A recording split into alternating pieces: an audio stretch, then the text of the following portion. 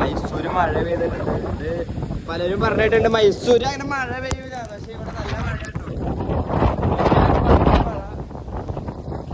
അവിടെ ആ മരത്തിൽ ചില്ലകളൊക്കെ താഴക്കടി പോയിട്ടായിട്ടോ, മരമൊക്കെ തെങ്ങൊക്കെ ഇരിക്കണുണ്ടല്ലോ.